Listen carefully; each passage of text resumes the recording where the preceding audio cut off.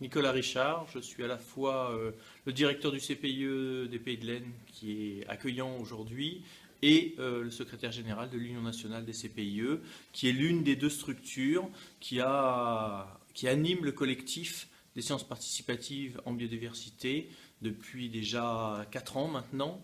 Nous sommes aux 2e rencontre nationale des sciences participatives en biodiversité et c'est pour nous un grand plaisir de pouvoir réunir un maximum d'acteurs de terrain, en l'occurrence, à la fois représentants de certaines têtes de réseau. Le collectif, c'est 20 structures aujourd'hui, plutôt têtes de réseau, qui sont réunies avec une animation liée d'une part à la Fondation Nicolas Hulot et d'autre part à l'Union nationale des CPIE.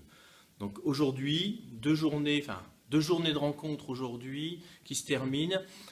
Journée d'échange, journée de rencontre, journée de partage sur la problématique des sciences participatives, à la fois sous l'angle du participant, mais aussi des résultats, que faire de ces résultats, l'ensemble étant dans un contexte qui est en bouleversement aujourd'hui, puisque se dessine dans quelques semaines maintenant la naissance de l'Agence française pour la biodiversité, qui va se mettre en place petit à petit et sur laquelle on espère pouvoir s'appuyer et qu'elle saura aussi tenir compte de l'existant, du collectif, du travail déjà réalisé, pour que ce qui est actuellement de l'informel, un collectif c'est de l'informel, devienne demain une structure pérennisée, avec des partenariats, tenant compte de l'existant, sachant le soutenir, sachant le pérenniser, sachant faire en sorte qu'il puisse continuer à vivre et à croître et embellir. On est vraiment, les sciences participatives, à la croisée de deux approches, l'une scientifique, le besoin de données pour des inventaires, des données pour les scientifiques, et d'autre part, la mise en œuvre du pouvoir d'agir des citoyens. Parce qu'effectivement, aujourd'hui, on ne peut pas espérer changer les choses si ce n'est pas un engagement de tous, et on ne peut pas espérer que tous s'engagent s'ils ne connaissent pas leur environnement. Et les sciences participatives, c'est une façon de leur donner le pouvoir d'agir, de leur donner les clés pour connaître leur environnement, et derrière le préserver.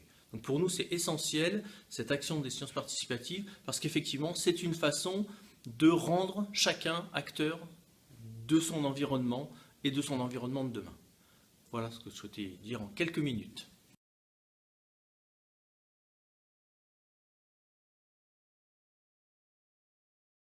Les sciences participatives, c'est l'implication de chacun dans un inventaire naturaliste. C'est comment je peux, moi, citoyen, lambda, m'impliquer dans des éléments de recherche et dans des éléments d'inventaire. C'est-à-dire, ça peut être aussi bien de la faune, de la flore, ça peut être des insectes, ça peut être des mammifères, ça peut être des oiseaux, c'est-à-dire apprendre à les reconnaître et apporter ces données pour que le collectif puisse s'en emparer, pour que la science puisse s'en emparer et qu'on puisse faire de tout ça des bases de données qui vont permettre de faire avancer la connaissance qu'on peut avoir sur les milieux. Mais c'est aussi, de façon peut-être indirecte, une manière de s'approprier son territoire, de s'approprier sa faune, sa flore, et qui dit se l'approprier, dit aussi la préserver. Donc nous, notre rôle, c'est d'aider chacun à être capable d'être acteur de ces sciences participatives. Nous, on apporte de la matière, on apporte de la connaissance, et on échange, parce que dans bien des cas, les acteurs de terrain, les citoyens, ils savent beaucoup de choses déjà. Et le pouvoir d'agir, ce n'est pas simplement un pouvoir descendant, c'est aussi une capacité des gens et d'amener leur savoir et de le partager pour le collectif et de faire en sorte que tout ce travail puisse faire avancer notre société vers un environnement mieux préservé. Un exemple ? Il y en a beaucoup des exemples. Hein. Il y a des observatoires sur les oiseaux qu'on trouve autour de chez nous, il y a des observatoires sur les coccinelles, il y en a sur certains groupes de mammifères. Vraiment, il y en a flores. Ce serait difficile de les résumer, tant il y a d'initiatives. Alors des initiatives parfois nationales, c'est le cas de celles que mène le Muséum national d'histoire naturelle, mais ça peut être aussi des initiatives locales. Ce qui est important pour nous, c'est que toutes ces données, demain, dans l'Agence française de la biodiversité, puissent remonter pour faire masse.